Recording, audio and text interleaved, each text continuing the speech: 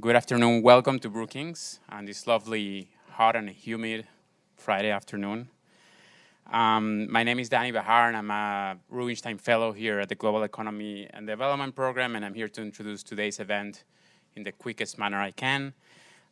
This event is co-hosted between Brookings' ESPLA program, which is our Economic and Social Policy for Latin America initiative, together with Innovation for Poverty Action and the Jameel Poverty Action Lab, known as JPAL. As you've been entering, we saw here some amazing pictures, and this slideshow comes from the Lightscape Foundation's World Press Photo Exhibition. These pictures were taken by the Spanish photographer Javier Arcenillas, and it's part of his project Latif Do America, which illustrates emotions of victims of violent crimes in Honduras, El Salvador, Guatemala, and Colombia. But here we are to talk today about crime in Latin America. We know that crime is one of the bottlenecks, perhaps, that is keeping Latin America from actually achieving its full potential. The homicide rate in the region is 24 per 100,000 population. That number is back from 2015, and it's 4 times the global average. 33% of murders happening in Latin America, despite the region being home to just 8% of the world's population. So in spite of Latin America really having been able to achieve a lot in economics, in crime, there's a lot of room to go.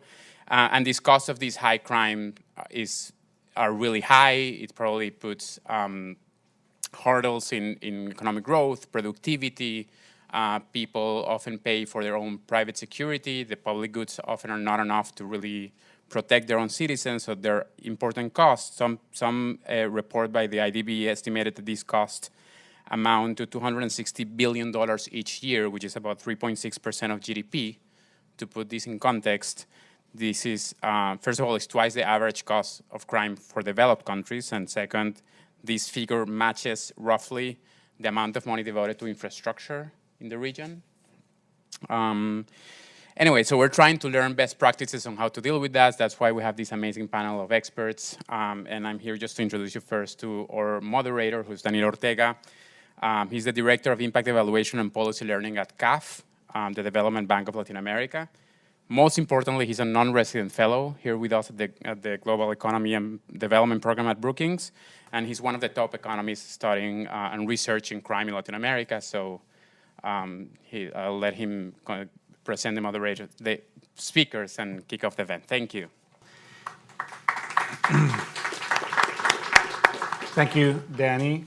It's great to be here today, and great to host this wonderful panel, which provides, I think, a great mix for thinking about crime in Latin America, and specifically one of the most pressing issues, which we've actually spent the last couple of days thinking and talking about, which is how to generate more and better scientific evidence about what works in crime reduction in Latin America, and also how to help policymakers make more efficient use of this global evidence. Whatever evidence might be relevant for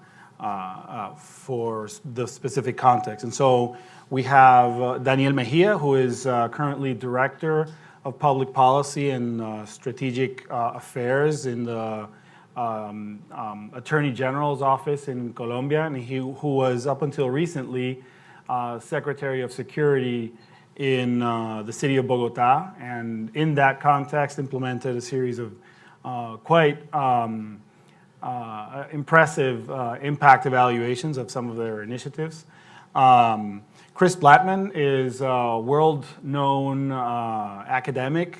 He's professor at the Harris School at the University of Chicago, and has done extensive work on violence and violence reduction strategies in different contexts, and recently has shifted his attention to our great benefit to Latin America, and so we're very happy to have seen him apply his great talents to thinking about Latin American problems, and that's great. and Joana Monteiro, who also comes from an academic background. I didn't mention that Daniel is also, from his previous life, he was also professor at the University of Los Andes in Bogota. Joana has also come from PUCI University in Rio, and she is now also in public service. And she is director of the Office of the Institute for Citizen Security of the state of Rio in Rio de Janeiro in Brazil. So she's also sort of in charge of being sort of the brains of the citizen security strategy in Rio, and that's also been quite a challenge. And so we'll be very interested in hearing her talk about her experience. So I'd like to begin by sort of asking Chris, just in order to set sort of the tone and to help everyone understand what we mean by evidence and what we mean by quality information and data, to just provide like a very basic 101 explanation as to what is the sort of what do we mean by quality evidence? What do we mean by a quality science in order to inform public policy in general and security specifically, so that people understand sort of the difference between the impact of the given policy versus basic diagnosis and things. I think that's a good place to start so that we can help everyone share sort of some definitions. Sure. I mean, there's 100 ways that better evidence and data can help deliver better programs. Studying programs underway is one example. I think what you have in mind is maybe just a primer on the idea of there's also this thing we'd like to know, which is, what effect has the program ever had its intended effects? And one way we do that, and sometimes you in some sense you want to know what the world would look like if you didn't have this program in place. And so one thing that's become more and more common over the last few years is you try to find counterfactuals. You try to find places or people or times that look a lot like the place that received the program or policy, and compare that and construct that kind of counterfactual, and thus have some semblance of what the program did. And sometimes we get to do that extremely precisely and rigorously, like when we run a randomized trial, and other times we have to construct a different kind of argument, sometimes with more success than others. Okay, so thank you. I'd like to ask, so given this basic distinction, like one thing is we know that this policy causes this effect, okay, on crime. That's one thing. And another possible source of information or knowledge is basic diagnostic data. Like we have data on where crimes are occurring, or what sort of what are the socioeconomic characteristics of the populations that are more affected by crime. And then, so these are sort of two sources of quite distinct information. And Chris just explained to us, sort of what is the difference between these two, and the complexity in achieving one versus the other. So I'd like to ask both Daniel and Joana. So because the general question here is, how do we bring more and better evidence to bear on the way that decisions are made, okay? So how do we bring science to bear? So the question here is, I would like to basically start by asking both Daniel and Joana, in your respective context, how much do you think, like where are we at with respect to this? How much do you think evidence, scientific evidence, weighs in the way decisions are made, like relative to, for example, political influence, or relative to inertia, or relative to someone's preconceived notions, or like what I mean by inertia is like just doing the things the way they've traditionally been done, and people just going along with the flow, and versus maybe other factors. And how much do you think that knowledge systematic knowledge, maybe causal or maybe not causal? How much does that weigh if you were to divide this in 100% each of these things? What would be the weight that scientific evidence would have? You want to start, Joanna? You want to start, Joanna? Please. Well, I think we are pretty behind. I think, as you said, there's two groups of information. If you think about basic statistics, like really know where the crime is, know the stuff, I think we have like 50% of the discussion inside the government is based on some data, but this doesn't mean that the decisions are based on that. So basically, and I think I believe that one of the key decisions would be simply allocate resource based on data. So the places that have more crime or that need more government intervention should be the ones who have more resources. And we are very far away from that. And it's not because we don't have information to do that. It's because there is no political decision to do that. And this also relates to the fact that Brazil is a very unequal country.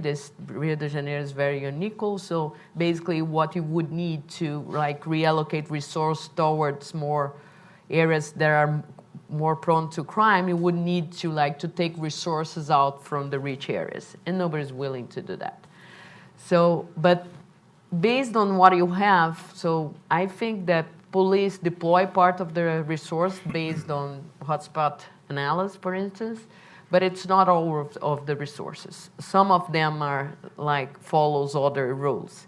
But in terms of impact evaluation, we are completely behind. We really decide policies based on what people think in that moment, and we don't have any culture about evaluating what we do. And I think, and we don't have even the basics about discussing the policies that we have evidence that has worked. So because you can think the government that he can consume information, consume evidence from what has worked in other areas, and you also may think about them thinking and redesigning your activities based on evaluations. So we don't do both, actually. We are currently in a situation, for instance, that we are the front runner in the presidential elections is discussing whether to liberalize guns, and which we have evidence that this does not help. We have a lot of difficult I believe that most of the police departments, very few of them work with the idea of hotspot analysis, that it's one of the main policies recommended in worldwide. So we have a huge space for improvement. So let me just follow up on this because I think it's really interesting. We'll talk a little bit more about Brazil, and then we can go back to your experience. So what do you think is, why do you think this is? I mean, what's going on? I mean, are academics, or is the academic world not communicating enough, or is the policy world not interested in knowing about what works, or what do you think are the main barriers to this, information flow? Or I think there are several issues. The academics do not communicate well, for sure, but I think this is not the main problem. I think the main problem is that there are very few politicians that do care about improving the world, or improving something. So I would say it's less than 10%, actually. So you really need to have someone in power that needs to do something. Otherwise, why do she or will care about evidence? Otherwise, it's not. And the other thing I think it's quite crucial is the role of media, which is the media does not really follow hard evidence. They follow what people say, and they keep. So I have already seen many times, the newspaper telling, we have actually last year it was a very interesting effect. So the federal government deployed federal troops to Rio de Janeiro in order to try to help to solve crime. And after on the third day, the front cover of the newspaper was a fast reduction in cargo robbery. And I said, please, it was after 3 days. It's completely impossible that something has improved. But the newspapers put there, and it's true once they say that. So this is quite a challenge to really. So it seems to me that what you're talking about is the mechanisms for holding the government accountable to its performance are somehow lacking. Like, and the media is not helping. What could be the role of like the universities or NGOs or other civil society organizations to promote better mechanisms for holding public officials accountable, and also, I guess, the media too? Yes, I think first of all, I think we do a very important work, which is disclose the data. So we, for instance, in Rio, in the third week of the following month, we are disclosing data on what happened the previous month. So pretty much everyone can track the trends, but actually nobody does. So we follow that through the newspaper, through the media. So I don't know. It's a quite hard question. It's a question how to improve the debate. I think a lot of people needs to get into the table. Like you must have academics comment the problem, but the thing is that people really there are a lot of bias everywhere. So you have academics with bias, the media with bias. So pretty much people want to tell what they want and do not base a lot of what they say based on data. And the thing is that the ones that are that really care about what they say, the media do not like to talk with them because they are not assertive about anything. So at the end, they didn't talk much. What do you think, Daniel? Well, first, I think it depends too much on the policymaker. And this is the case not only for security issues, but for any issue. I think education, health, who the minister is or who the director of this agency is, whether they value taking informed policy decisions or not. And of course, the policy prescription there is you have to build capacity inside institutions to be able to continue being serious about the evidence to make good policy decisions, but that capacity needs to stay there in those institutions. Having said that, we tried in Bogota when I was in the Secretary of Security to push for rigorous impact evaluations, or in a sense to try to gather the evidence existing in other contexts to implement better policies. That's what we try to do, but this needs to survive policymakers going through different institutions. So you're touching upon a really important point, which is the institutional capacity to actually do this, and how much it might depend on the specific policymaker. So you come from academia. You also come from academia. So I'm thinking, maybe we just need academics to take up, public office positions to get this. Is that our only option? No, I don't think that's the only way, but to have people who value the evidence to make policy decisions, that's really tough. But you find some people who actually value data, value the information that there is and the evidence that is available for making better policy decisions, and who value having people inside the team to actually push for that. The other part, I think, complementing what Joanna said, I think not only the media plays a role, but the quality of political control debates inside Congress, inside a city council. For the 2.5 years that I was in the Secretary of Security, I never heard the word evidence or efficiency or anything like that. All they thought was the political consequences of making different policy decisions. But if we manage not only to train policymakers, but also people in the legislation, in Congress and in city councils, they will make sure to hold accountable policymakers for their actions based, whether these actions are based on evidence or not. And I think that's a space that we haven't explored yet. So Chris, what do you make of all of this? Because it seems like there's an issue with, I guess basic even democratic institutions at play, and which, extends beyond security issues. But, so do you think there's, so two things. One, like in general, what's your take on sort of this general view? And do you think that there's anything specific about the security issues that might make this worse, or like the political accountability channel might make it weaker than, for instance, what we would see in a sector like education or healthcare or something like that?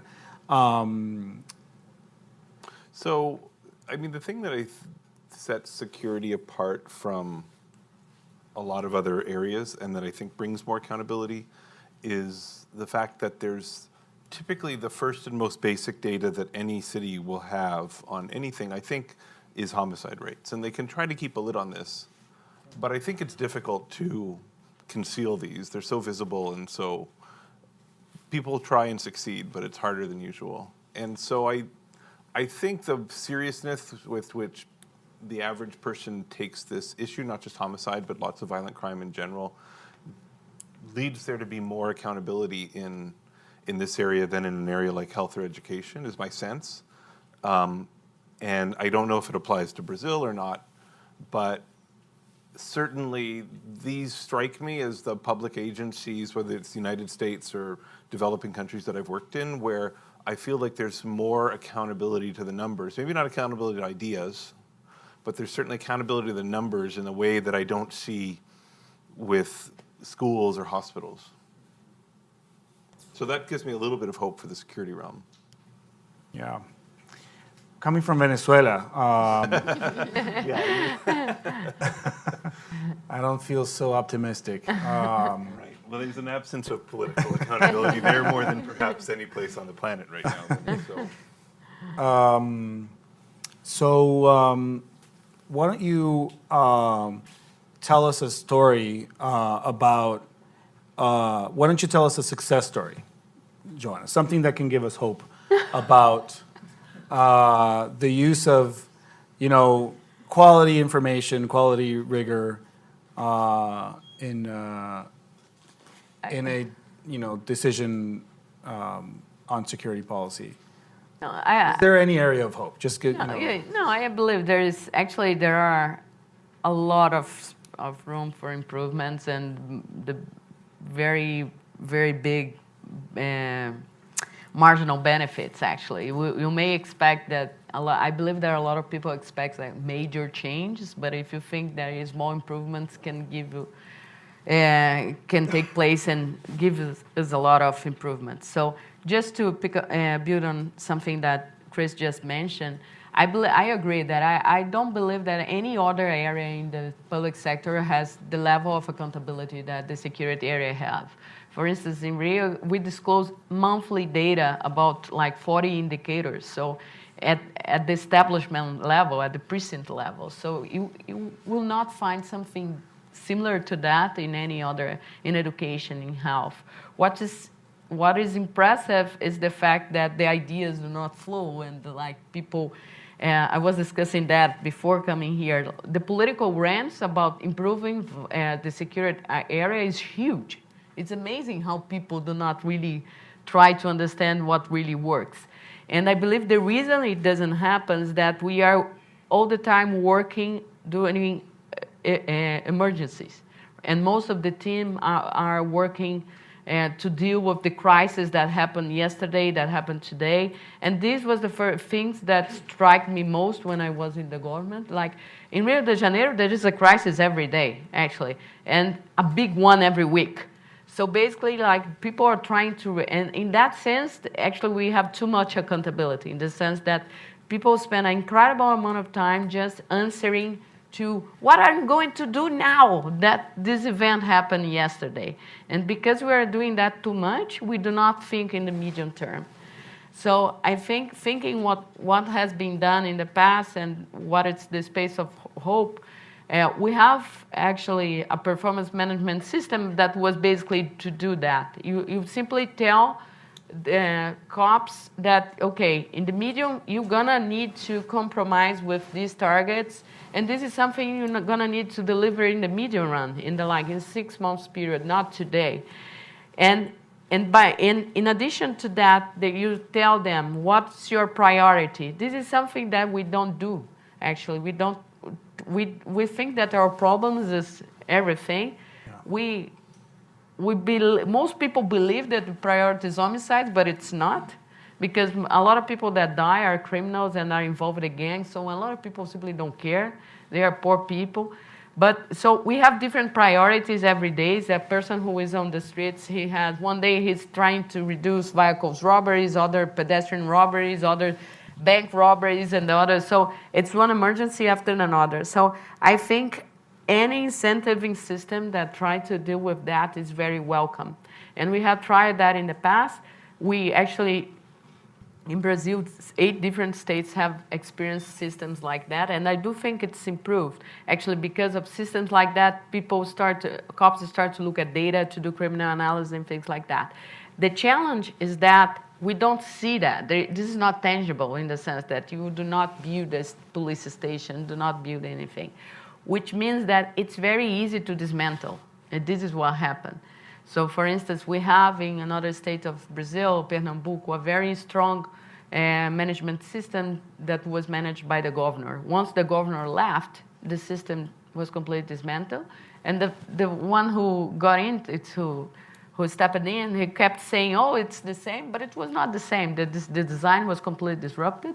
So I think there's a lot of things to be done just in terms of managerial decisions, but of course we need a lot of structural reforms, but I believe there is a lot of hope. But first of all, you need the decision maker, the policy maker, willing to make improvement. And there's something really important that you just said that touches upon what Daniel was saying before, which is the sustainability of the initial effort, right? So you said the governor changed and then everything went to hell.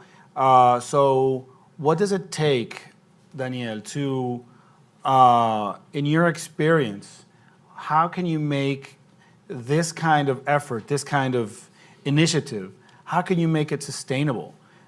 Because once the leadership changes within the institution, then all sorts of internal incentives change. And so what do you view as the main challenges for these sort of innovations to sustain beyond the leader's presence in the institution? I think the basic condition is to leave capacity, to have part of the institution, part of each institution taking care of the important and not only of the urgent policy decisions. In Bogota, we created inside the Secretary of Security a unit for strategic analysis, which is actually the unit inside the Secretary that handles the impact evaluations, the data, the analysis of the data.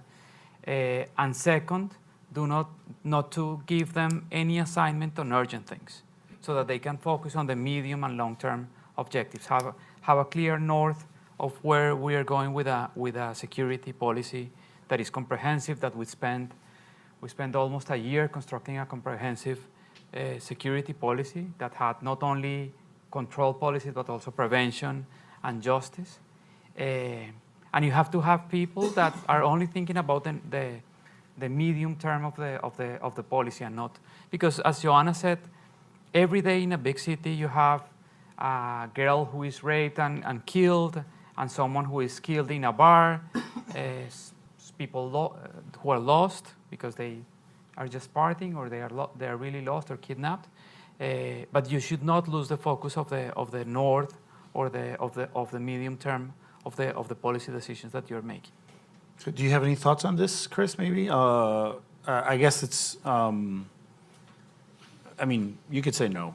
I was just just thinking, giving you a chance to maybe bring a Extemporize. Yeah. You know, it's interesting. So, because I'm a newcomer, I sort of have been seeing this area and field afresh a little bit. And what strikes me is that, so I'm trained as an economist, so I'm going to think about the supply and the demand for ideas.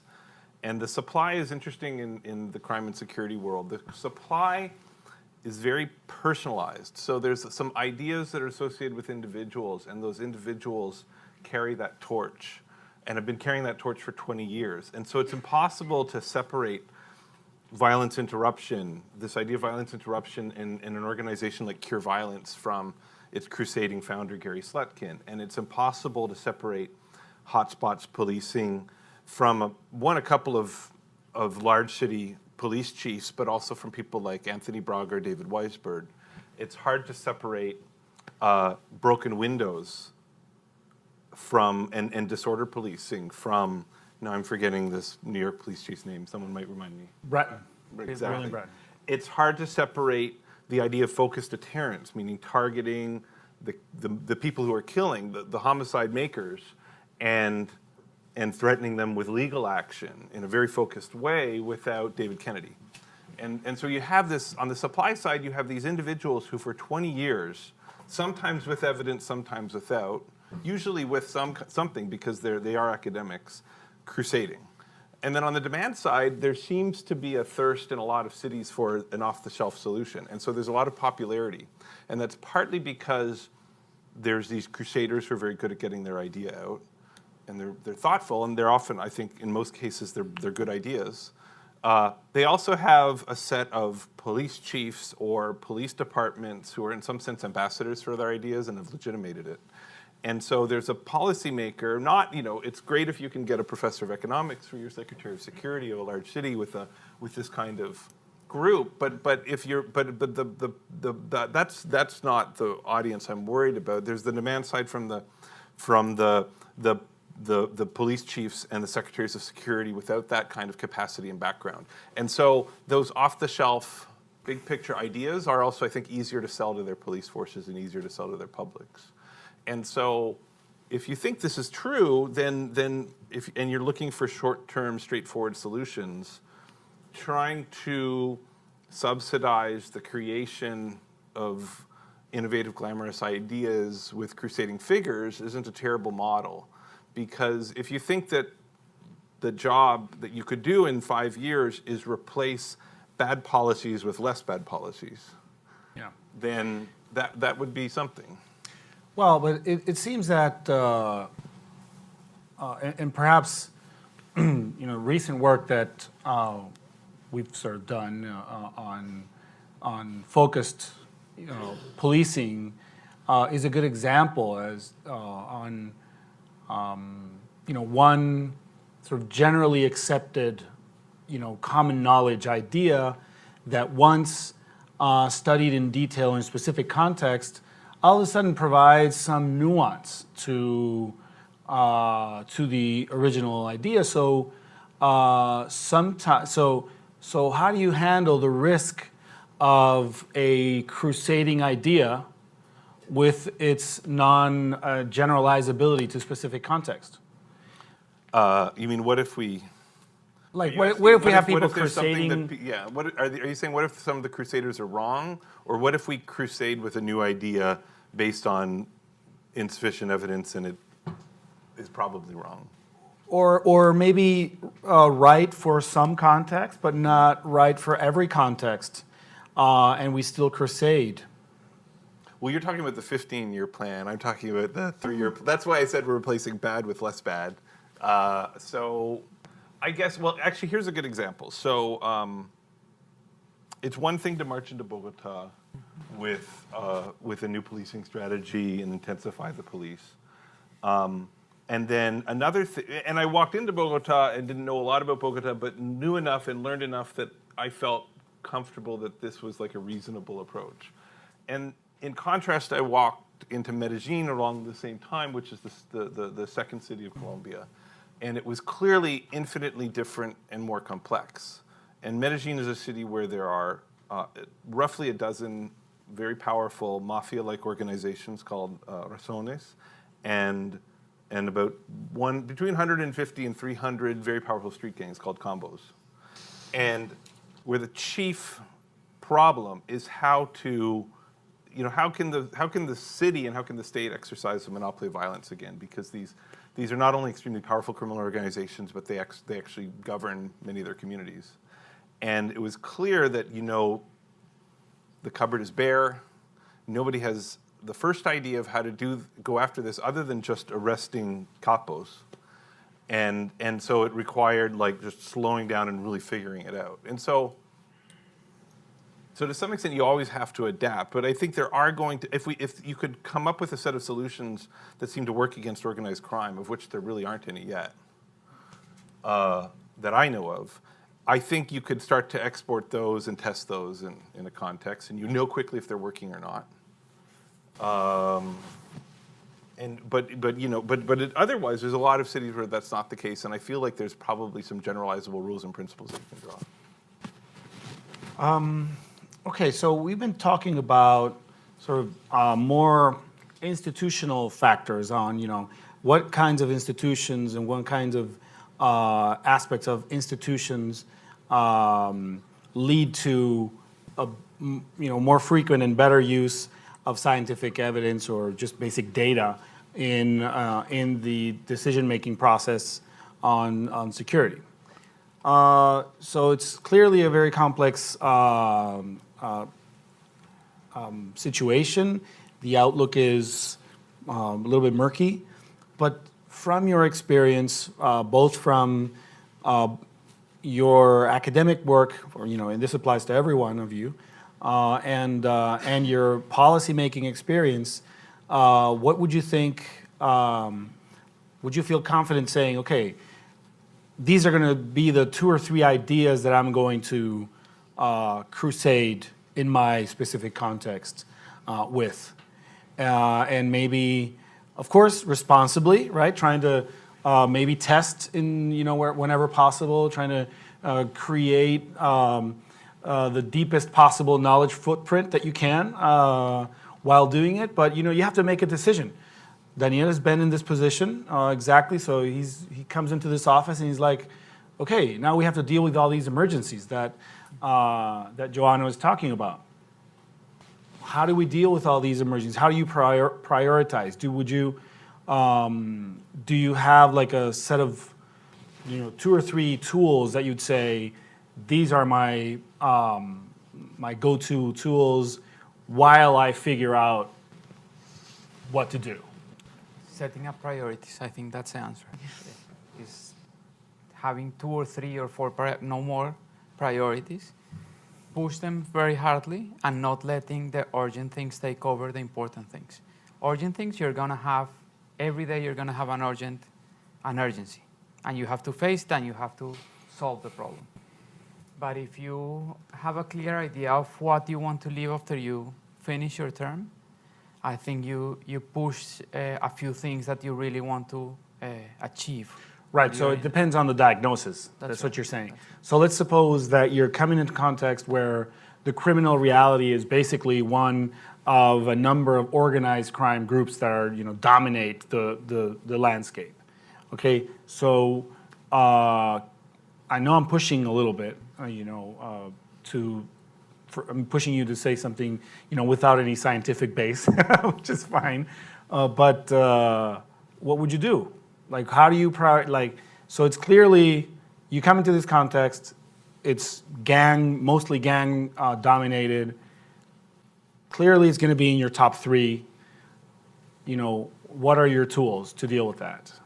It depends on the problem. I think if you're talking about gang-related crime, like this type of crime you would find in Medellin, which is very different from the one you find in Bogota, you have to use the appropriate tools, and you have to work in that case with the specialized units in the National Police, with the General Attorney's Office, to solve the problem. It's very different, for instance, in Medellin, it's about 2/3 of the homicides are gang-related. Yeah. In Bogota, it's only 1/3 or less of that.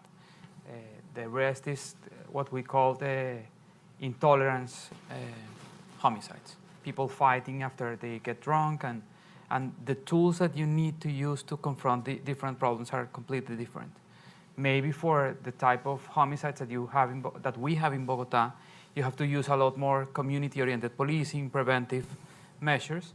But for the types of crime that you have in Medellin, that maybe you need to use more specialized units like the intelligence unit or the criminal investigation units that you would have in the national police. So I think you have to have a good diagnosis, which not only necessarily depends on data, but on knowledge of the situation, of what the criminal risks are, and then take the decisions. But one of the worst things that you can do in a position like this is to start jumping from one objective to the next, Right. based on the urgency of the everyday, day-by-day cases. Joanna? I totally agree. Like, I think prioritization is key, but it's less simple than people would believe. Yeah. First, you need to be very specific. Second, as his example, it's not only homicides, it's what type of homicides are we most worried about it. Second, you really need, this is a kind of a political decision. What is your priority? It's not only a technical decision, because it's something that the politicians needs to be on board, and the society, it needs to match a little bit of what society wants. Not totally, but something. Otherwise, the crisis will never stop, the crisis. So I'm going to give you, and this is not that simple to realize, especially when you have a large numbers of problems. I'm going to give an example. So in Rio right now, we have large problems with, we have organized crime, but what kind of organized crimes? We have turf wars a lot in the city. We have high levels of homicides. We have a lot of pedestrian robberies and vehicle robberies. We have cargo robberies. We have high police victimization. We have problems with police corruption, police legitimacy. If you want to deal with all these problems, there are completely different strategies. So what is our key problem? It's something that if I get a lot of people, we wouldn't take like one day with the key people really to settle what would be the key priority. So I guess that itself can be a challenge. yes, and so I think, but I need, this is actually, it's totally necessary to make that discussion, because the other thing it's crucial is that we need to recognize, at least in Latin America, that the scale of the crime, it's enormous. So, and the police works as if they can deal with each crime by itself. So when you start talking about prioritization, they say, I cannot prioritize anything, I need to investigate all the cases. But they do not have capacity to do that, and they don't do that.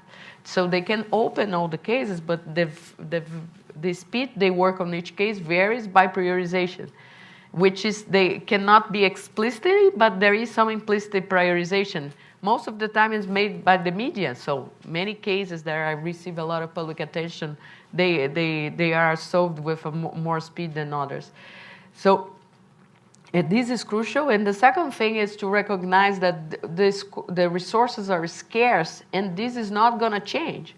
When we go to a police station, the first thing they say is, I can't do anything because I do not have enough policemen. And this is going to be the reality for the next 10, 20, 30 years, and it's always be like that. Because even when you have more, you keep asking for more. So it's really like the idea, I'm an economist, so it's really like we need prioritization because we need to work with the resources we have. And I think people don't really want to think that like that. They believe it's worth to keep saying we need more resources we will not be able to do anything until the moment we're gonna have more.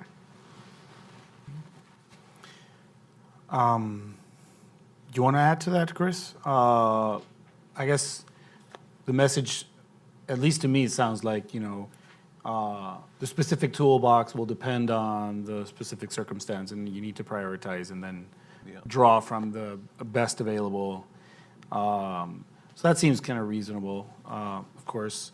Well, I guess maybe what I'd add, so let's take for granted that you have priorities. Like, you can't take that for granted, but let's take that for granted as important. Yeah. And let's take for granted that you've done the diagnostics so that you understand the situation. So if you're a gang-controlled city, you understand the structure. Or if you're not, you understand where the crime is and what the nature of the crime is. So then what should your priorities be? And I feel this tension that's symbolized by, say, Bogota versus Medellin for me in this experience, which is also, I think, ties to like my experience as an economist and my experience as a political scientist. So Bogota is like the place where the economist feels at home, because this is a city with very individualized crime. It's not very organized. And what the specialists, the criminologists, especially the Americans who are dealing with a similar environment, will tell you is your priorities need to be extremely targeted. That crime is committed by specific people in specific places, or there are specific problematic behaviors. And rather than just trying to fix the whole economy or fix the whole system or fix the whole infrastructure, to be hyper-targeted. And that's also how you allocate your scarce resources. So this is why the economist is at home. And then I go to a place like Medellin and I say, how is it possible that you have a city that is not controlled by its state? And presumably you feel the same way in Rio. And there it strikes me as a different problem. One where I think the state decided for a long period of time not to govern. Cities exploded in growth, and maybe the stereotype is the elite in the valley or the nice property decided not to provide services, especially policing and justice, to the new areas. And there's an inherent demand for order and an inherent demand for justice. It's the most basic demand of any human society, and someone will provide it if the state does not. And so cities like Bogota may be expanded and missed that. Maybe they got lucky. Maybe there's something about the geography or not being close to a drug trafficking route. I don't know exactly, but probably lucky. And so how you prevent that from happening if you're a city where this has not yet taken hold, or how you deal with it if it has taken hold, is in some sense a very untargeted strategy. And I think we need a new sort of received wisdom for thinking about how to think about these situations as they're generating, or how to respond to them once they exist. That's interesting, and that takes me to the last question I want to ask before we open up the floor for questions. And it has to do with what many people believe is the most pressing problem in Latin America in terms of citizen security, which is the legitimacy of the police, which is, of course, a big part of the legitimacy of the state. And this has varying degrees, right? Chris just mentioned, you have areas of the city that are basically controlled by non-state actors. This is true in Rio very much. This is true in many parts of Latin America. We have within our, urban areas, parts of the city that are cities that are basically controlled by criminal organizations. But then there's a lighter version of that, which is I don't really trust the police very much. I don't report certain crimes. I run away from the police even though I haven't committed any crimes. Just because I think they might hurt me because I'm poor or whatever. And this actually is in some way related to a pattern that I think is understudied for some reason.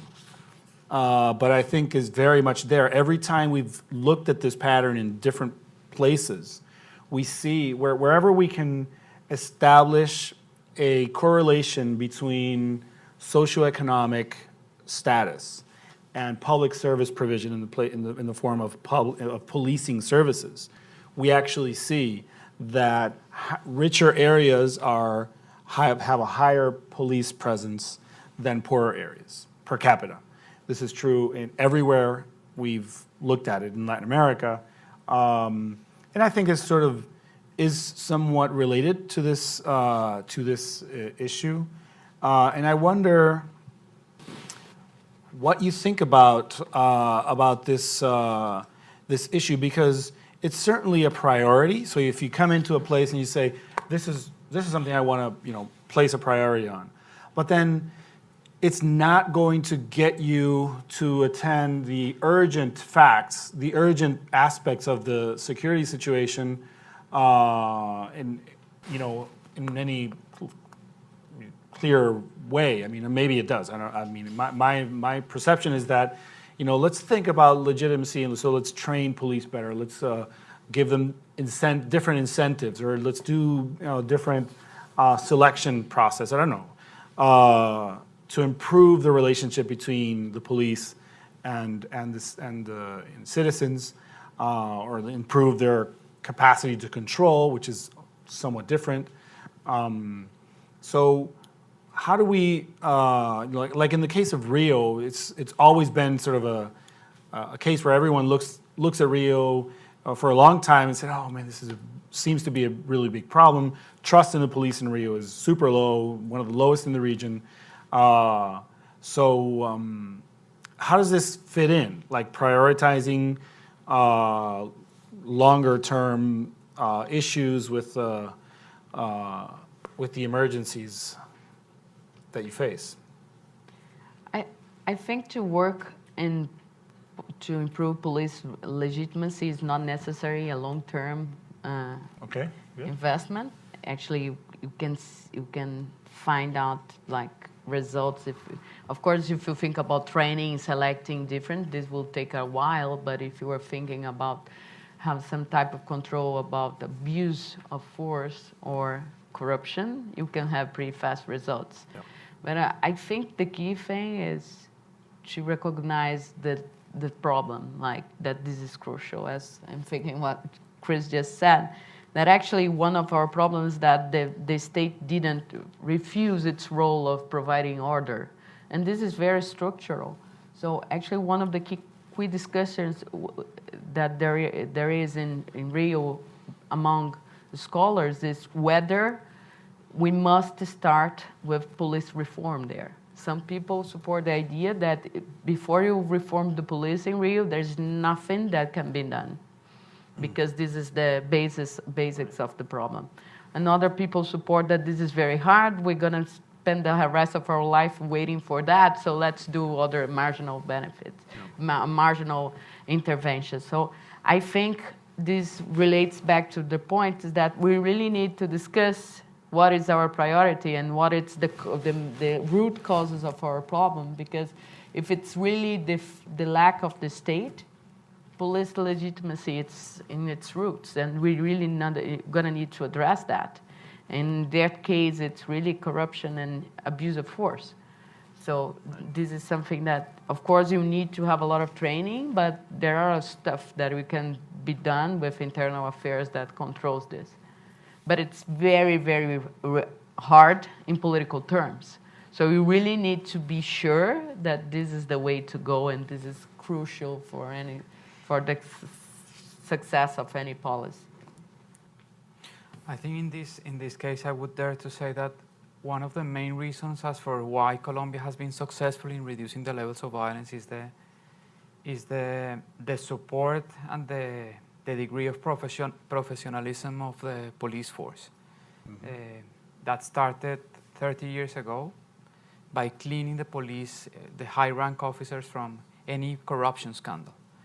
And that has survived for the last 30 years. I think the Colombian police is not perfect, but it's the closest to being a clean force. The same for the army, for the other forces. And that's the only way to actually confront the problems, because from an executive point of view, we have to work with the police and with the military to actually confront the problems. They do the operations, but if you don't have if you have corruption inside, who are you working with? Can you trust them on who they are working for? So I think that's in Colombia, that's been a success story that started a long time ago. It's been sustained, I think. It's hard to think of recent scandals of high-ranked police officers in Colombia.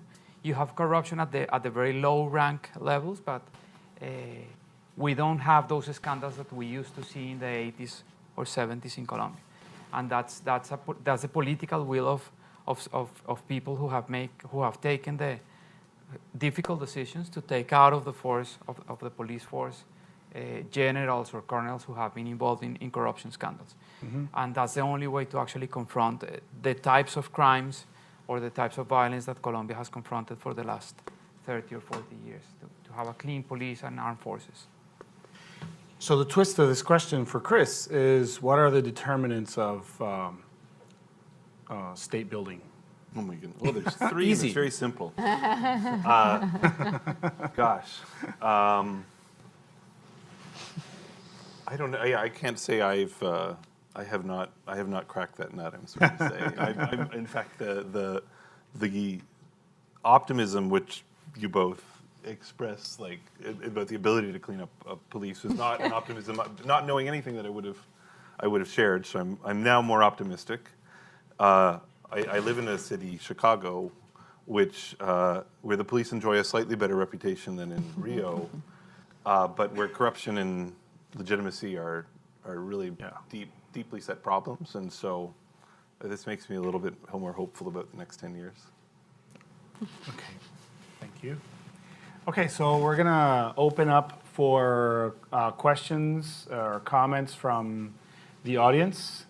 I have two gentlemen over here, one over there, lady in the back. So let's do 1, 2 over here, whichever order, then 3, 4 in the back, 5 over here. Okay.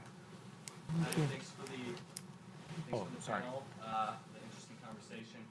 This question, so something that seems to be touched on a few times is perhaps a conflict or different priorities for people who might be within the bureaucracy and responsive to political pressure.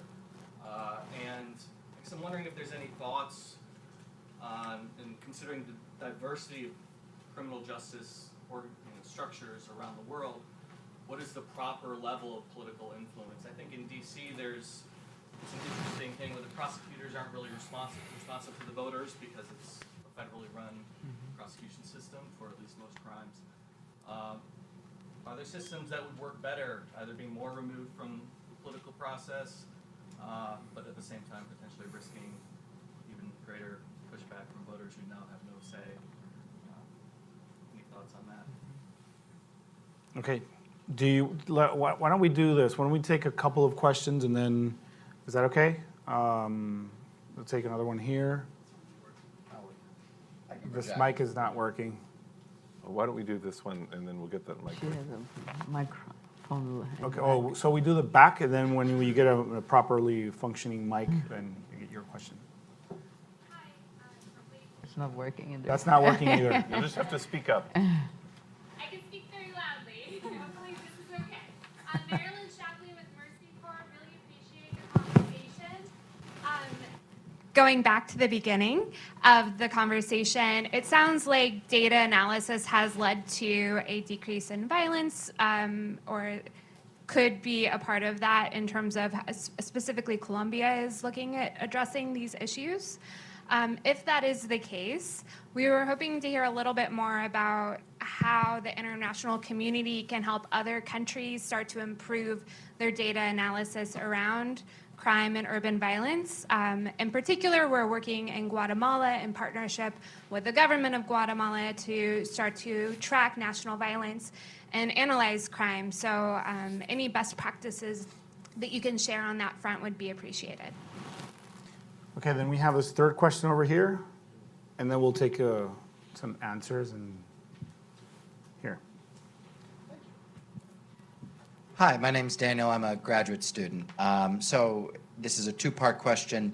Do Latin American countries see the United States as a partner in this process of trying to work on urban violence? And then if so, are there any lessons that can be adapted from the counterterrorism operations that were developed for dismantling terrorist organizations and their financing that can be adapted for these non-state actors? Interesting. Who wants to go first? So let me get this last question. The U.S. cooperation for Colombia was crucial for dismantling some of the biggest drug cartels. And I think, although you can question some of the things that have been done, if that help from the U.S. had been absent, we wouldn't be in the situation that we are today.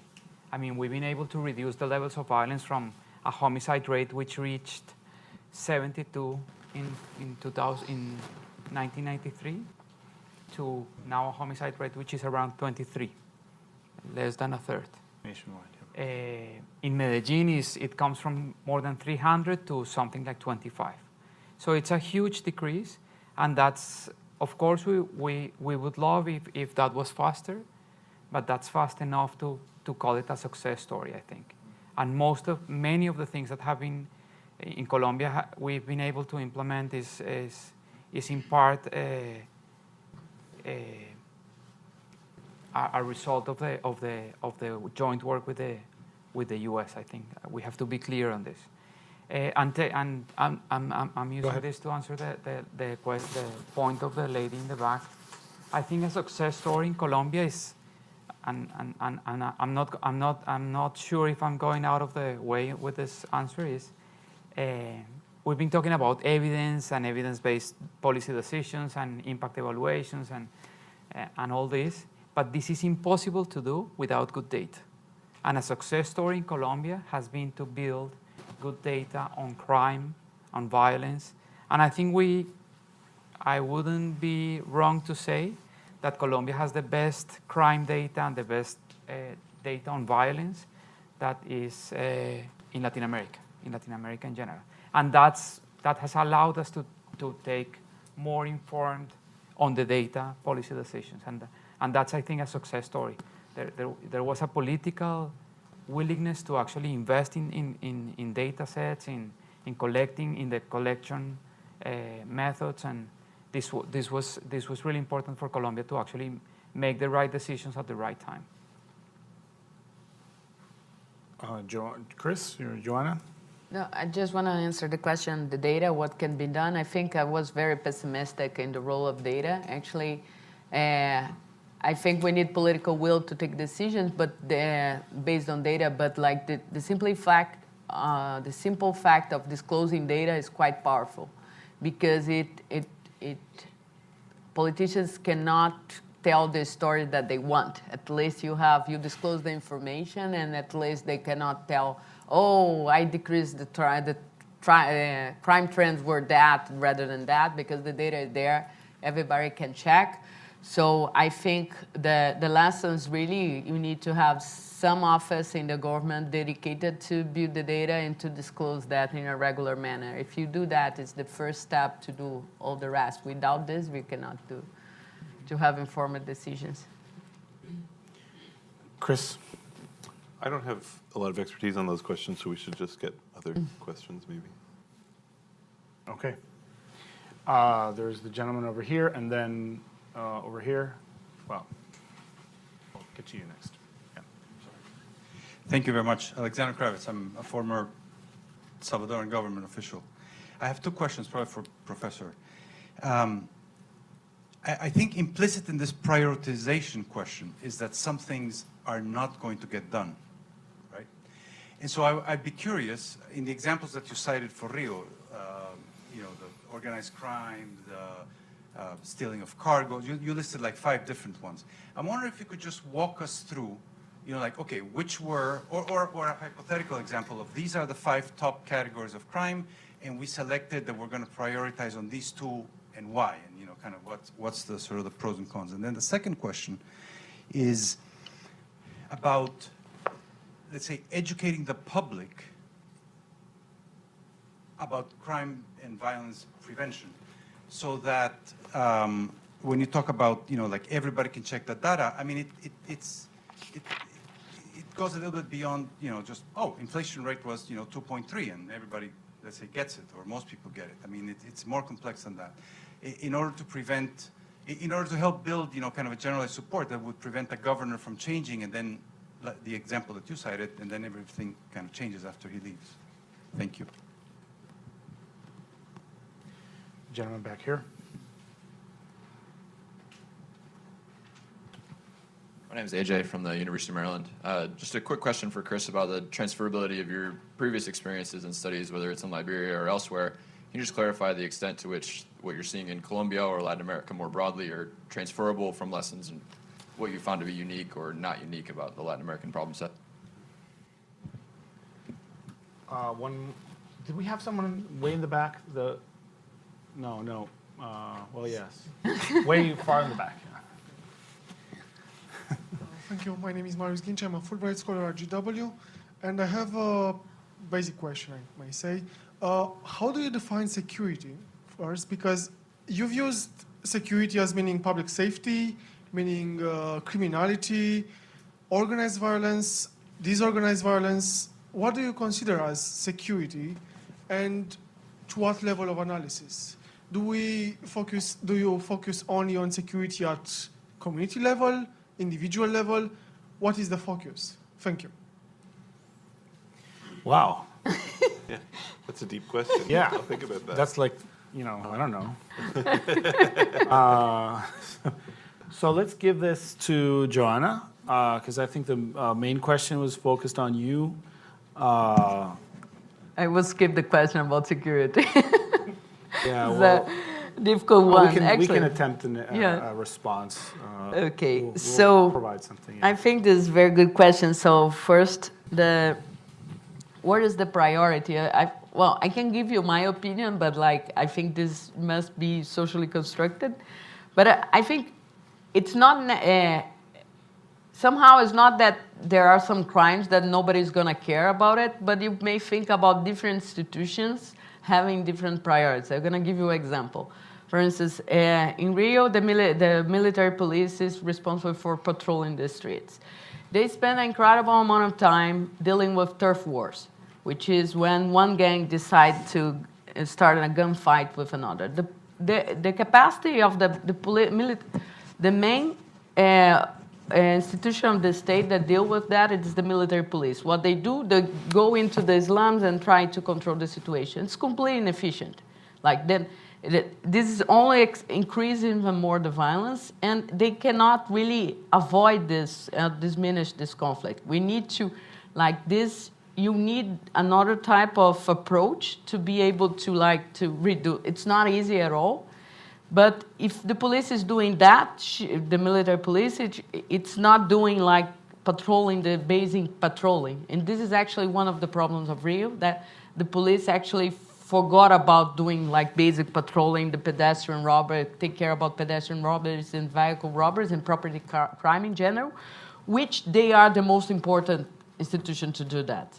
So it's thinking the government as a whole must have the priorities and then have the main institution, the main approach, and when you think about this approach, you need to think who would be has the main role on that. And then inside the institution, you may separate the teams to focus on different stuff. But the way it works right now is that you have the judicial system, the criminal justice system that starts with the military police, the civil police, the attorney's office, judiciary system, and the prison system. In theory, they do everything, and they don't do nothing, right? So you may have different bodies of each institution focused on specific crimes.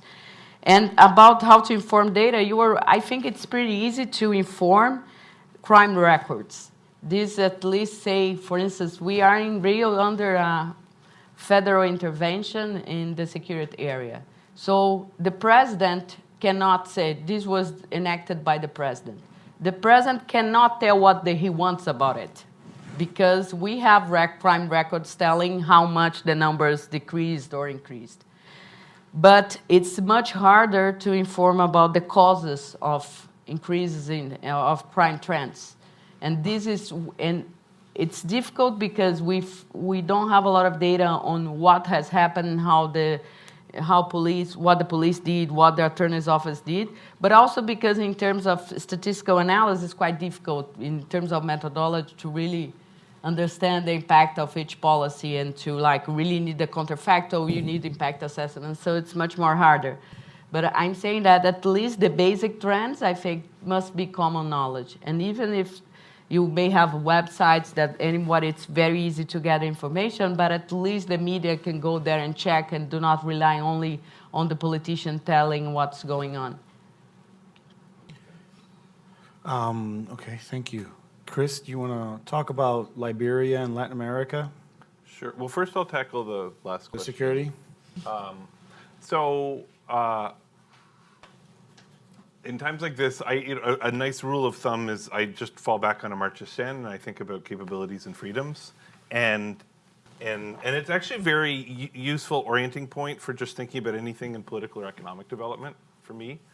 And so if I have to think about what is security, it's freedom from violence, it's freedom from not just the risk that you or your daughter is going to be killed or raped or whatever terrible thing would happen, but free from that that dread and that fear that would come, whether it's walking home alone at night on a dark street or fearful that someone's going to that every creak in the night is a burglar in your home, and not just freedom from violence, though, but from the perspective of this order, I think it's very important not to forget access to justice and freedom from basically arbitrary rule, arbitrary violence.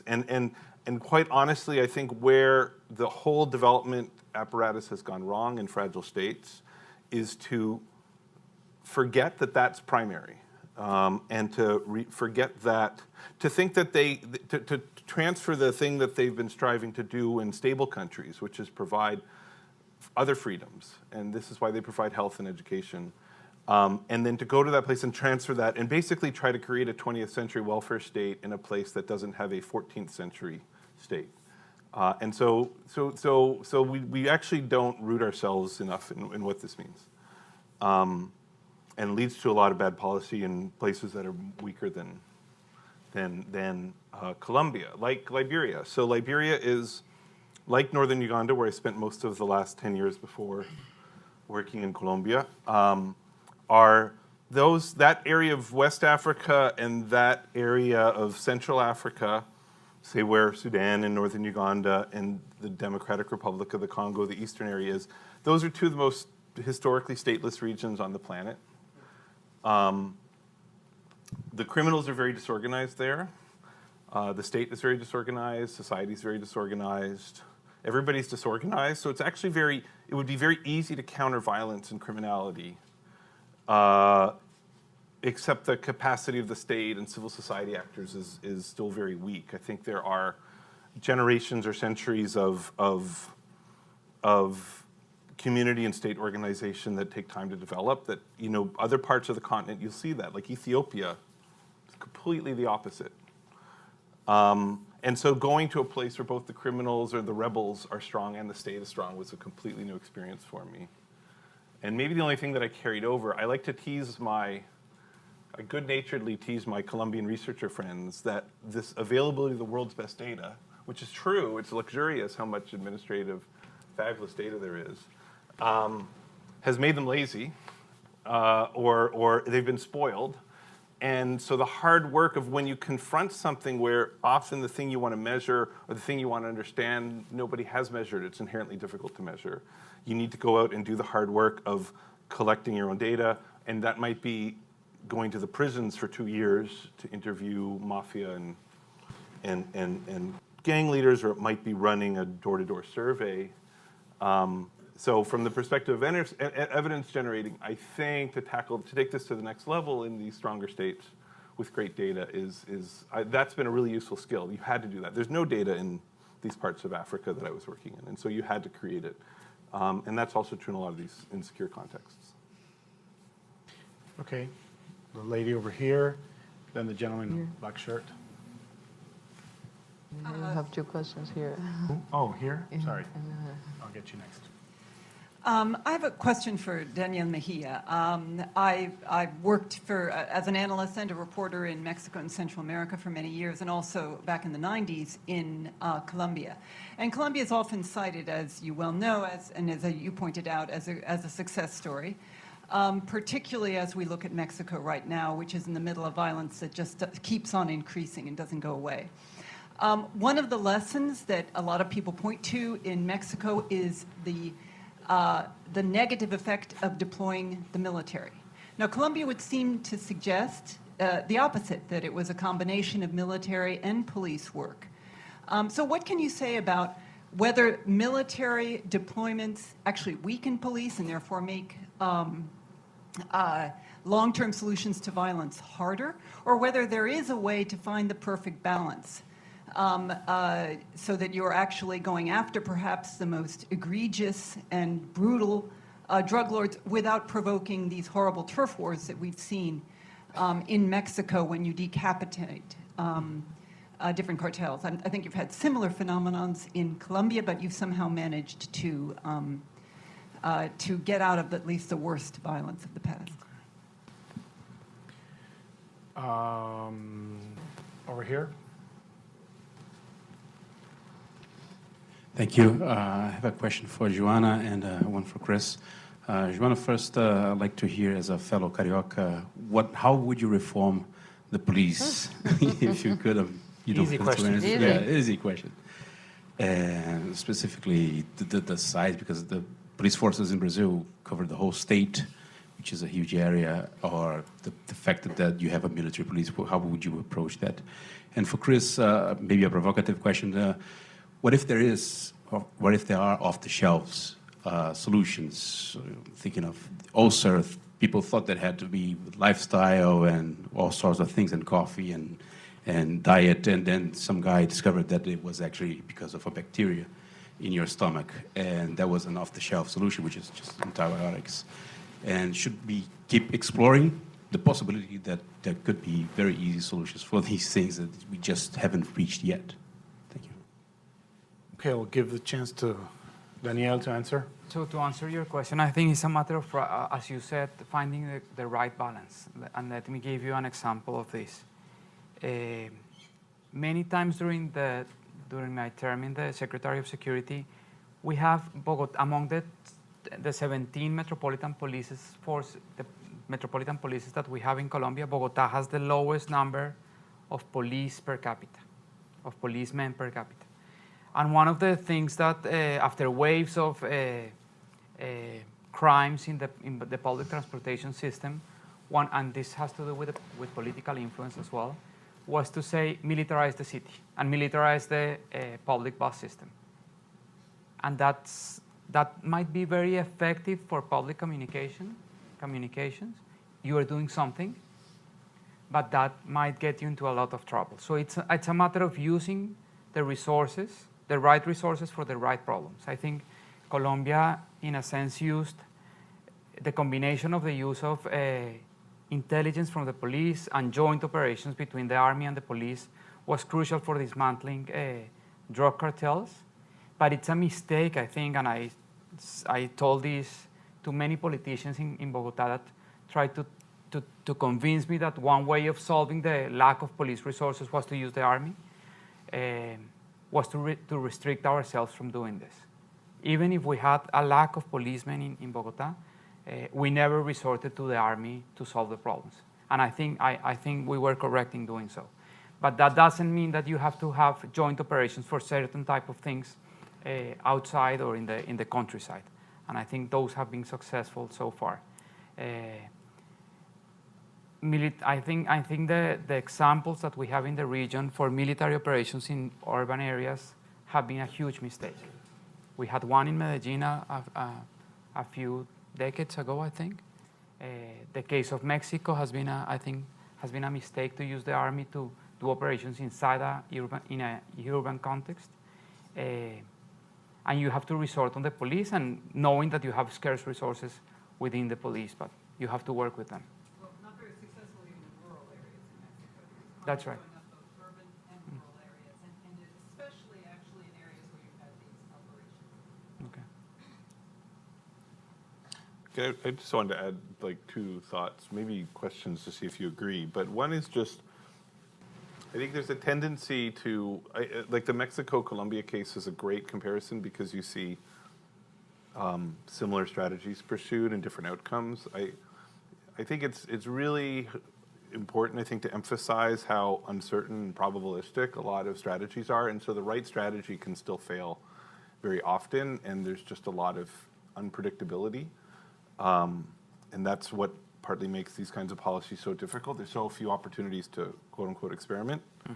And so we can't read too much into successes and failures individually. Having said that, I mean, one structural factor that always struck me as different is the US border and the access to the world's biggest market for drugs is immobile, it's there. But the drug production seems strikingly mobile, and drug trafficking routes from South America upwards can get pushed from country to country. And to some extent, as a response to different countries' increased enforcement or increased attacks, you've seen movements of production back and forth between through Peru, Ecuador, Colombia. And so the immobility of that asset, which is access to the US border, is always inherently, I think, going to make that a much harder and longer, more difficult fight.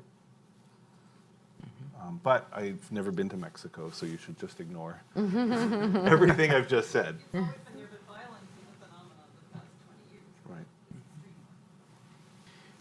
Do you want to say something about the off-the-shelf? No, if you find the cure, let's go for it. It's not very provocative. I mean, very seldom do we see the cure in public policy. If only it were simple as a bacterium with an antibiotic. Do you want to say something about what you would do? How would you reform the police? You can say, I don't know. The thing is, it's again, first of all, it has never been a priority. And there are very good reasons why. First of all, the politicians doesn't want a very strong police, because at the end they can be investigated by the police. And this has happened. And this is true. So there are a lot of politicians involved with crime. So this is one of the problems, for instance. The second reason is that the bad cops have a lot of power to retaliate in the short term, in the sense that they can simply stop working, actually, really stop working. And then you may have a chaos in the city and nobody's going to sustain a reform. So I think politicians are very afraid to do that. And they only going to do if they are really, really convinced that this is completely necessary. Otherwise, they're not going to do. But you may think about small things that can be done to improve. For instance, you can improve the way the internal affairs body works. How does it work nowadays? Basically, like cops that work in the institution, they spend sometimes the internal affair. The burden that these people suffer, it's amazing, because they can be there in the internal affairs with the chief of the police by that time supporting their work. But once the chief of the police leave, they stay on their own, and they are, after that, all of them report to being, they follow a lot, they suffer a lot of problems after that, because they were the ones who investigate their colleagues. So it's a lot of pressure. So we really need to have internal affairs outside the institution, or you have only put there people who are in the end of the careers. And we are not really good about thinking the organization's incentives. Another key thing is that, for instance, the chief of the civil police does not need to be one of the persons who is at the end of the career, which means that typically the person after being the chief comes back to being the lower ranks, which means that this person is not going to do anything to reform the institution, because there is a lot of retaliation this person can suffer. So I think in terms of incremental reforms, we may think about really thinking about the incentives to investigate corruption inside the police. We may improve a lot, but a big reform, I'm kind of skeptical about it. Okay, we're basically running out of time, so I'm going to take one more question. Yes, this black shirt, yes. Yeah, I just have a brief couple questions. So first for Professor Montero, you mentioned bias in media, and I was just kind of curious, in the short term, what are the sources you can rely on for reliable information or data, if there's so much bias? And for Daniel Mejia, the effects of the displaced populations moving into Bogota and other cities, how has that impacted the types of violence that has occurred in Bogota in the past several years as that population has increased from the displacement? Okay, just very briefly, please. You want to go ahead? Actually, I said media bias, but actually it's more media business. I have never been convinced in this when the federal government enacted the federal intervention, I got completely convinced that this is pure business. So for the 15 days after the intervention, like I have never seen so many news being created, like and being like, they didn't. The militaries who took in charge of the security area, they did not disclose any information. So the media simply created a lot of stuff because they knew that people were eager to read anything about it. So it's really, you just need a tiny information to be able to read an article. So I think the incentives are pretty bad. We need more competition in this market. But it's a completely different agenda. So it's a very tough question and difficult thing to address. So regarding the displacement, Bogota didn't attract so many displaced people back in the 80s and 90s, and we have to be very careful on the things we say about migration or displaced population. Right now, we are facing a lot of migration from Venezuela, and we have to be very clear that most of the people who are migrating from Venezuela are trying to find a job or trying to work and trying to make a living out of this. We do have cases where people, for instance, from Venezuela or people who have migrated to cities commit a crime, but we have to be very clear not to start with xenophobic things, right? Because of certain cases that go out in the media and try to push for the idea that we should close down the borders to Venezuelan migration or to displaced populations inside Colombia. We have to be very clear and very professional on this. And if you allow me, I think we didn't answer your question. You made a point before, which was, which I fully agree with, which is to prioritize is to say no to some things. And let me give you an example of something that we are doing in the General Attorney's Office. We have too many cases to investigate, and we don't have the capacity to investigate so many cases, so we have to set priorities. What are we going to investigate, and what are we going to prosecute? So I need help in this. There are two crimes, which are injuria y calumnia and inasistencia alimentaria. I have no idea how to translate it. Injuria y calumnia is like saying something bad about someone else. Defamation. And inasistencia alimentaria is when a guy doesn't give... That's right, okay, child support. Those are crimes in the penal system in Colombia. So let me give you an example of something we did just a few days ago to start really landing down that plane of to prioritize, which is we took cases which have been inactive for the last 2 years on those two crimes. And that accounts for 9% of the total number of active cases in the General Attorney's Office. And we have to close them down. Are we going to investigate those cases that have been completely cold cases for the last 2 or 3 years? Or are we going to investigate the last homicides that happened in the last 2 weeks? So that's to prioritize.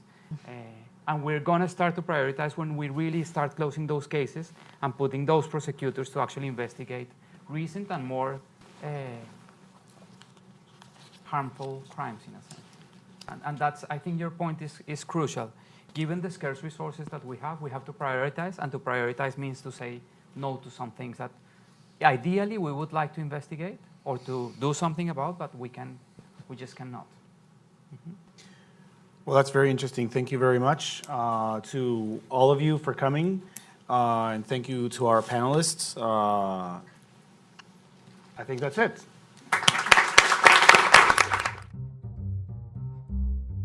Thanks for watching. Be sure to like and subscribe for more videos from Brookings.